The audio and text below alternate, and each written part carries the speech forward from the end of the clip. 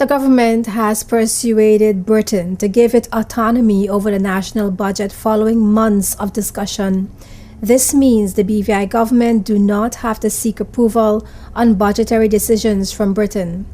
The move is seen as a huge win for Premier Dr. Dearlander Smith and a big boost to the BVI's economic credibility, as it underlines Britain's faith in the government's prudent care of the public finances so far. The Premier signed an agreement with Britain's Minister for Overseas Territories, Henry Bellingham, on Monday, April 23rd, which ensures a better sharing of information on the economy.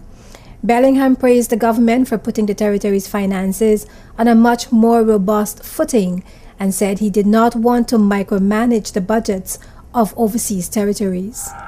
No, we don't want to micromanage the budgets of territories, but we do expect to share information and we expect to know what's going on, and that's very important.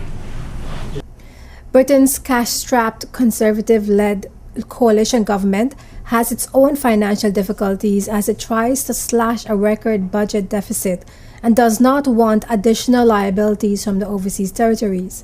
Premier Smith stressed that there is no request to send the budget to the UK for pre-approval in the signed protocols.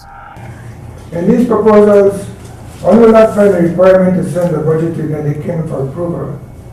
Nor will one find a heavy, intrusive hand of a concerned big brother, but instead will find a commitment by the Virgin Islands to manage itself responsibly, and the United Kingdom government who now recognizes that the people of this territory can and will, if given the opportunity, take care of themselves responsibly. I believe that today, by the statement of this document, the Minister and Massive government which he represents has demonstrated a renewed confidence in this territory.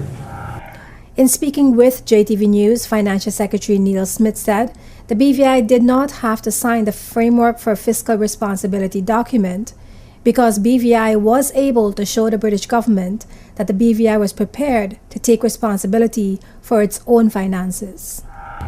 It was true that the Virgin Islands would have been required to get permission for the budgets before they were presented in the House, but we were able to show the United Kingdom that would be necessary based on the other procedures that we would partake in. Right? So it's, I think anyone seeing the original document and seeing this document would realize that it's a vast difference between them.